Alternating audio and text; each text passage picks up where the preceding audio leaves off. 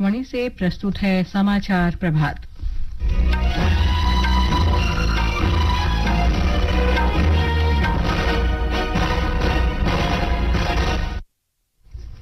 लोकसभा चुनाव के 5वें चरण के लिए प्रचार आज शाम समाप्त हो जाएगा। प्रमुख राजनीतिक दलों के नेता चुनाव प्रचार में जुटे। प्रधानमंत्री और भाजपा के वरिष्ठ नेता नरेंद्र मोदी आज अंबाला, सोनीपत और दिल्ली में रैलियां करेंगे। कांग्रेस नेता राहुल गांधी उत्तर प्रदेश और दिल्ली में प्रचार करेंगे। इजरायली सेना ने रात में सैन्य कार्रवाई में गजा से 3 बंधकों के शव बरामद किए। देश के उत्तर पश्चिम, मध्य और पूर्वी हिस्सों में अगले कुछ दिन तक भीषण गर्मी का प्रकोप जारी रहेगा। और थाईलैंड ओपन बैडमिंटन में आज पुरुष और महिला डबल्स के सेमीफाइनल में भारतीय चुनौती रहेगी।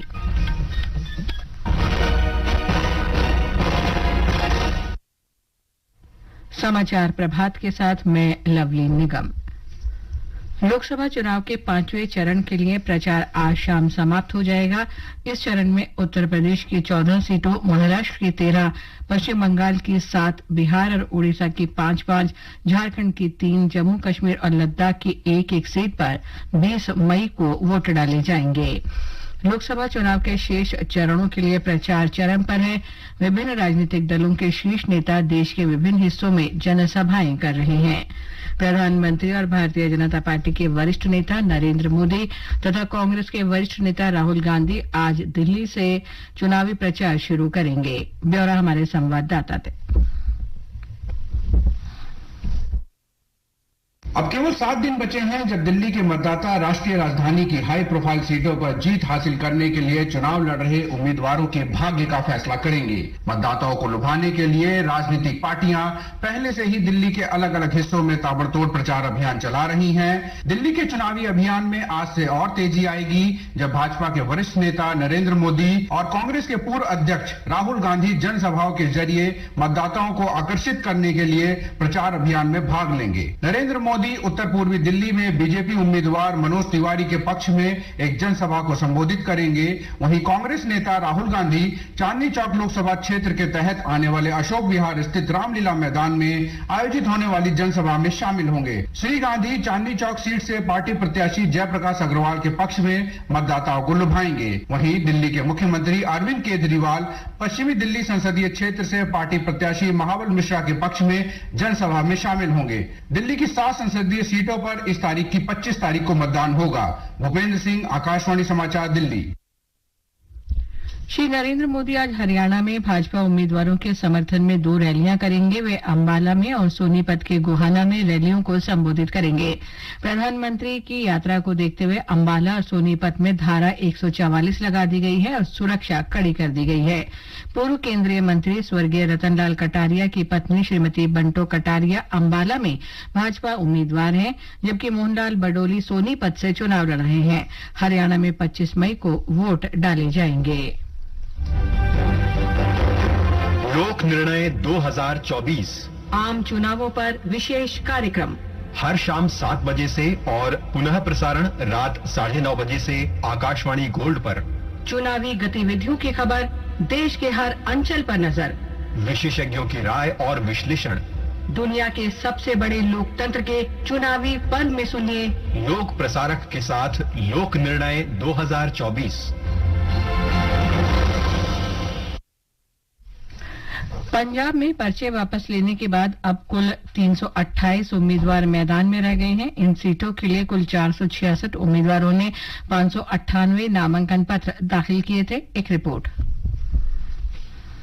राज्य के लोकसभा चुनाव में ये पहला अवसर है जब इतनी बड़ी संख्या में उम्मीदवार सभी 13 निर्वाचन क्षेत्रों में चुनावी रण में कूदे हैं। इससे पहले सन 2019 के चुनाव में ये संख्या 278 जबकि 2014 के चुनाव में 253 थी। इस बार कुल 328 उम्मीदवारों में 302 पुरुष व केवल 26 ही महिला उम्मीदवार हैं। लुधियाना निर्वाचन क्षेत्र में उम्मीदवारों की कुल संख्या 43 है, जो कि राज्य में सबसे अधिक है, जबकि सबसे कम 14 उम्मीदवार फतेहगढ़ साहिब सुरक्षित निर्वाचन क्षेत्र में हैं। अब आने वाले दिनों में चुनाव प्रचार अभियान के जोर पकड़ने की उम्मीद है। शिशु शर्मा शांतल, आकाशवाणी समाचार, जालंधर।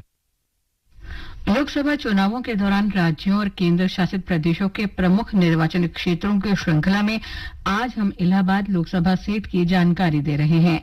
इस सीट से जीतकर लाल बहादुर शास्त्री और वीपी सिंह देश के प्रधानमंत्री बने थे। एक रिपोर्ट। इस सीट पर पिछले 2 चुनावों से भाजपा जीत रही है। वर्तमान में कांग्रेस छोड़कर भाजपा में आई रीता बहुगुणा जोशी यहां से सांसद हैं। 2019 के लोकसभा चुनाव में रीता बहुगुणा जोशी ने समाजवादी पार्टी के राजेंद्र सिंह पटेल को 1,84,000 से अधिक मतों से हराया था। इस चुनाव में कांग्रेस के योगेश शुक्ल तीसरे स्थान पर रहे थे। इस बार इलाहाबाद सीट पर मुकाबला 2 राजनीतिक वारिसों के बीच है। भाजपा ने पूर्व राज्यपाल और 3 बार यूपी विधानसभा के अध्यक्ष रहे पंडित केसरीनाथ त्रिपाठी के बेटे नीरज त्रिपाठी को प्रत्याशी बनाया है। वहीं इंडिया गठबंधन से कांग्रेस ने इस सीट पर 2 बार सांसद रहे कुंवर रेवती रमन के बेटे उज्जवल रमन को मैदान में उतारा है। बसपा की ओर से रमेश पटेल को उम्मीदवार बनाया गया है। सभी दलों ने अपने प्रत्याशियों की जीत के लिए प्रचार तेज कर दिया है। इलाहाबाद संसदीय क्षेत्र में कुल 5 विधानसभा सीटें आती हैं। इनमें मेजा, करछना, इलाहाबाद दक्षिण, बारा और कोड़ाव शामिल है। इस संसदीय सीट पर 18 लाख से अधिक मतदाता 25 मई को 14 प्रत्याशियों के चुनावी भाग्य का फैसला करेंगे। सुशील चंद्र तिवारी की रिपोर्ट के साथ समाचार कक्ष से फरहत नाज। उत्तर प्रदेश में विभिन्न राजनीतिक दलों के वरिष्ठ नेता और स्टार प्रचारक आज रोड शो और जनसभाएं करेंगे। ब्यौरा हमारे संवाददाता से।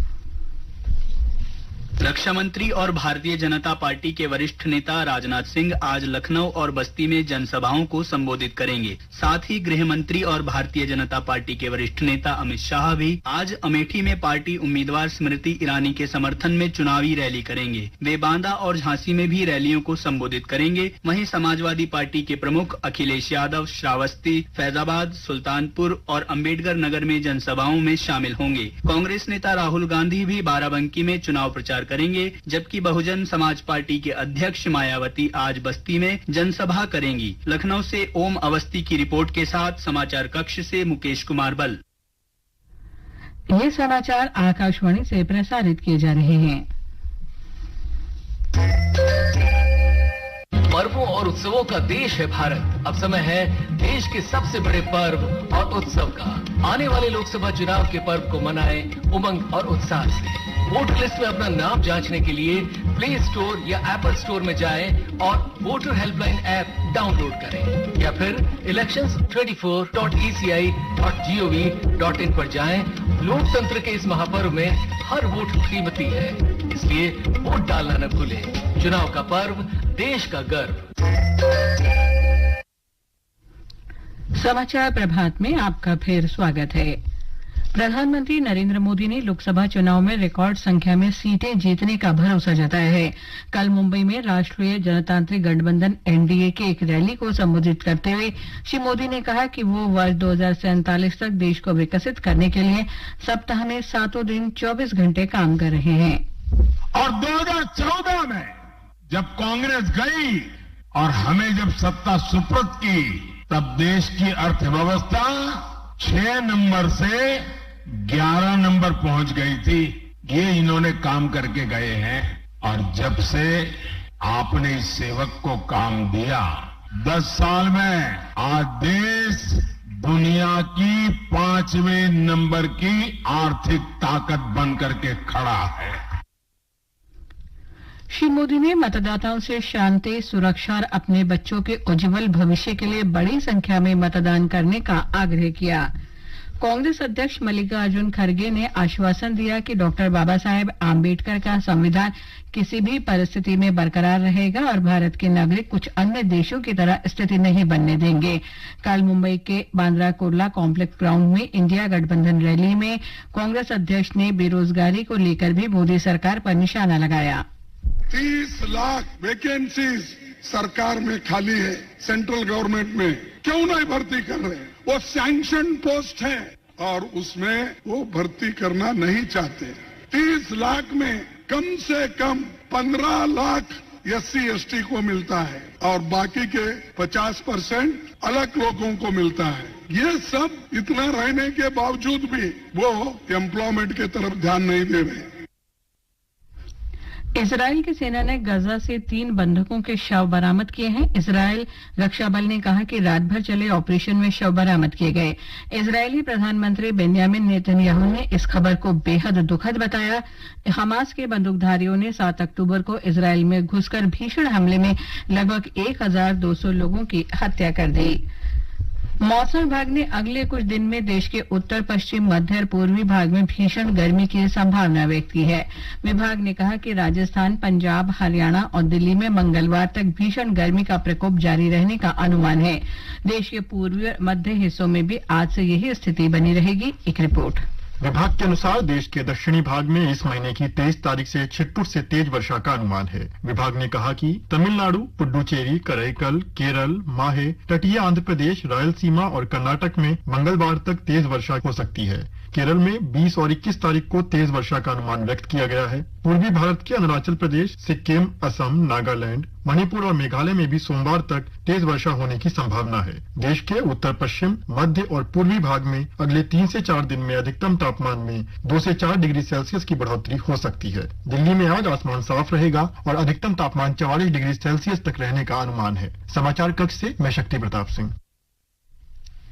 बैंकॉक में थाईलैंड ओपन बैडमिंटन टूर्नामेंट में आज पुरुष डबल्स के सेमीफाइनल में भारत के चिराग शेट्टी और सात्विक साईराज रिंकी रेड्डी की जोड़ी का मुकाबला कोरिया के मिंग चे लू और ताई काईवे से होगा। भारतीय जोड़ी ने क्वार्टर फाइनल में मलेशिया के युनैदी आरिफ और रॉय किंग याप की जोड़ी को हराया था। महिला डबल्स के सेमीफाइनल में आज ही भारत की अश्विनी पोनप्पा, तनिषा क्रास्टू की जोड़ी थाईलैंड के जोंगकोल्फान और किटी थराकुल और रविंद्रा प्रांजोगजे की जोड़ी के साथ खेलेगी। पुरुष सिंगल्स के क्वार्टर फाइनल में विश्व के 8 नंबर के खिलाड़ी कुनलावुत विधिदर्शन ने मिराबा लुआंग नासा को 21-12, 21-5 से हराया।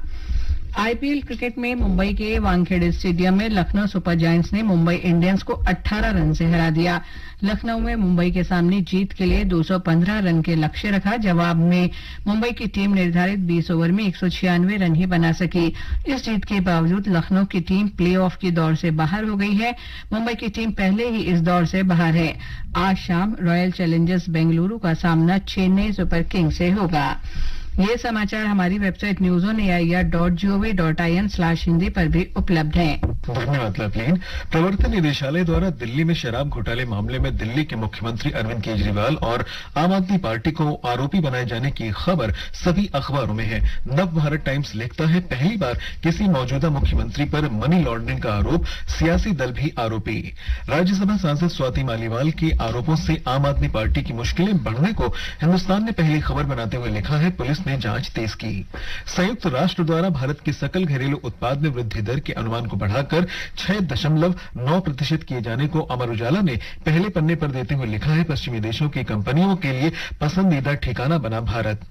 4 धाम यात्रा के लिए श्रद्धालुओं की मेडिकल जांच पर जोर और तीर्थ यात्रियों के सैलाब को रोकने के लिए वीआईपी दर्शन पर 31 मई तक रोक, 19 मई तक रजिस्ट्रेशन नहीं। राजस्थान पत्रिका में प्रमुखता से है। पत्र आगे लिखता है, मंदिर परिसर के करीब रील बनाने की इजाजत नहीं।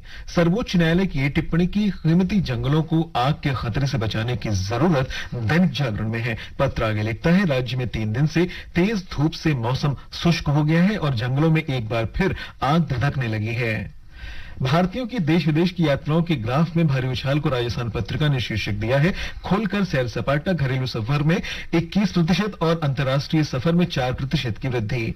समूचे उत्तर पश्चिम भारत में भीषण गर्मी की चपेट में आने को राष्ट्रीय सहारा ने पहली खबर बनाते हुए लिखा है, प्रचंड गर्मी, दिल्ली में पारा 47 के पार। पत्र के अनुसार 14 साल बाद सबसे गर्म रहा कल का दिन। वहीं दैनिक भास्कर की सुर्खी है, देश में मानसून आने की तारीख भले तय हुई है, लेकिन बढ़ता तापमान अभी भी इम्तिहान ले रहा है। और अंत में मुख्य समाचार एक बार फिर। लोकसभा चुनाव के 5वें चरण के लिए प्रचार आज शाम समाप्त हो जाएगा। प्रमुख राजनीतिक दलों के नेता चुनाव प्रचार में जुटे। प्रधानमंत्री और भाजपा के वरिष्ठ नेता नरेंद्र मोदी आज अंबाला, सोनीपत और दिल्ली में रैलियां करेंगे। कांग्रेस नेता राहुल गांधी उत्तर प्रदेश और दिल्ली में प्रचार करेंगे। इजरायली सेना ने रात में सैन्य कार्रवाई में गजा से 3 बंधकों के शव बरामद किए। देश के उत्तर पश्चिम, मध्य और पूर्वी हिस्सों में अगले कुछ दिन तक भीषण गर्मी का प्रकोप जारी रहेगा। और थाईलैंड ओपन बैडमिंटन में आज पुरुष और महिला डबल्स के सेमीफाइनल में भारतीय चुनौती रहेगी। इसके साथ ही समाचार प्रभात का ये अंक समाप्त हुआ। नमस्कार।